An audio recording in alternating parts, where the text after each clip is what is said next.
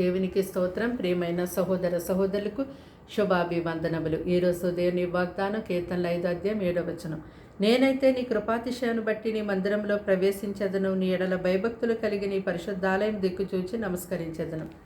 చూడండి, భక్తుడైనటువంటి దావీదు గారు మరి ఆయన ఒక గొప్ప రాజయ్యుండి ఆయన రాజభవనములో ఒక రాజభోగం అనుభవిస్తూ ఉన్నప్పటికీ కూడా అవన్నీ కాదని చెప్పి దేవుని యొక్క మందిరాన్ని ఎంతో ప్రేమిస్తున్నాడు. దేవుని యొక్క మందిరానికి వెళ్ళడము, దేవుని యొక్క మందిరములో దేవుని సేవించే విషయంలో ఎంతో ఆయన ఆనందిస్తూ ఉన్నాడు. చూడండి, మరి దేవుని యొక్క మందిరానికి వెళ్ళడానికి చాలామంది కూడా వాయిదాలు వేస్తూ ఉంటారు. దేవుని యొక్క మందిరానికి క్రమంగా వెళ్ళరు, దేవుని యొక్క మందిరానికి సంతోషంగా వెళ్ళరు. మరి దావీదు మహారాజు అయితే దేవుని యొక్క మందిరానికి వెళ్ళడము కూడా దేవుని యొక్క కృప ఉండాలి అంటూ ఉన్నాడు. నిజమే, దేవుని యొక్క మందిరానికి వెళ్ళడానికి దేవుని యొక్క సహాయము మనకి తప్పనిసరిగా కావాలి. మనము దేవుని యొక్క మందిరానికి వెళ్ళాలి అనుకున్నప్పటికీ ఎన్నో ఆటంకాలు సాతాను తీసుకొస్తూ ఉంటాడు. కానీ ఆ ఆటంకాలన్నిటినీ దాటి దేవుని యొక్క మందిరంలోనికి మనము ప్రవేశిస్తున్నాము అంటే అది దేవుని యొక్క కృపణ వలన, దేవుని యొక్క సహాయం వలనే. కాబట్టి మరి దేవుని యొక్క మందిరంలోనికి ప్రవేశించడము, వెళ్ళడము అది దేవుని కృపాతిశయాన్ని బట్టే నాకు కలుగుతుంది అని దావీదు అన్నట్టుగా మన జీవితంలో కూడా ఆ రీతిగానే జరుగుతూ ఉంది.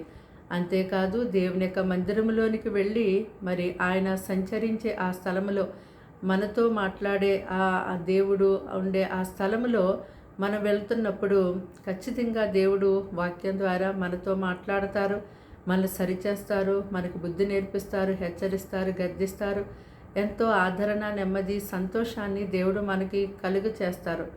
అవన్నిటిని కూడా ఆయన సన్నిధిలో నుండి మనం పొందుకొని మనం రాగలుగుతాము. కాబట్టి దేవుని యొక్క మందిరంలోనికి వెళ్ళినప్పుడు మీ యొక్క ప్రవర్తన సరిగా ఉండునట్లుగా చూసుకొనండి అని భక్తుడు సొలొమోను ఎలా చెప్పారో, నిజముగా దేవుని యొక్క మందిరంలోకి వెళ్ళినప్పుడు మన బహు జాగ్రత్త కలిగి ఎంతో ఆత్మవశులమై దేవుని సన్నిధిలో గడిపినప్పుడు ఖచ్చితంగా దేవుడు మనతో మాట్లాడతారు. ఆయన యొక్క దర్శనము చూస్తాము, ఆయన యొక్క స్పర్శ, ఆయన యొక్క ఆదరణ సమస్తాన్ని కూడా ఆయన ప్రేమను మనం పొందుకోగలుగుతాము. కనుక దేవుని యొక్క మందిరానికి క్రమం తప్పకుండా వెళ్ళండి. దేవుని మందిరంలో మీ కొరకు దేవుడు దాచి ఉంచిన ఆ గొప్ప ఆశీర్వాదములను మీరు పొందుకుంటారు. దేవుని యొక్క మందిరం యొక్క సంతృప్తి వలన, సమృద్ధి వలన మీరు సంతృప్తి చెందుతారు. ప్రార్థన. దేవానికి వందనాలు, స్తోత్రాలు, స్తుతులు చెల్లిస్తున్నాం తండ్రి. ఈ మాటలు వింటున్న నీ బిడ్డల్ని మీ రక్తంతో కడిగి ముట్టి బలపరచండి, స్వస్థపరచండి. వారిని, వారి కుటుంబాలని క్రమం తప్పకుండా మందిరానికి వెళ్ళడానికి లేవనెత్తండి. మందిరానికి వెళ్ళే విషయంలో వారికి వస్తున్న ఆటంకములన్నింటినీ కూడా అగ్నిలో కాల్చివేతండి. అయా, నీ మందిరాన్ని లక్ష్య పెట్టేవారుగా, నీ దినాన్ని లక్ష్య పెట్టేవారుగా నీ ప్రజలను ఆశీర్వదించండి. వారి యొక్క భర్తలు, భార్యలు, పిల్లలు, తల్లిదండ్రులు, తోబుట్టింటి వారందరినీ కూడా వారి పనులను సమస్తాన్ని ఎంతో కాచి కాపాడండి. ఈ దినం ఈ వారమంతా మీ సన్నిధి, మీ సహాయము నీ ప్రజలకి గొప్పగా తోడుగా ఉంచి నడిపించమని, అన్ని విషయాల్లో కృప చూపించి సహాయం చేయమని యేసు నామములో ప్రార్థన సమర్పించి వేడుకుంటున్నాం తండ్రి. ఆమేన్.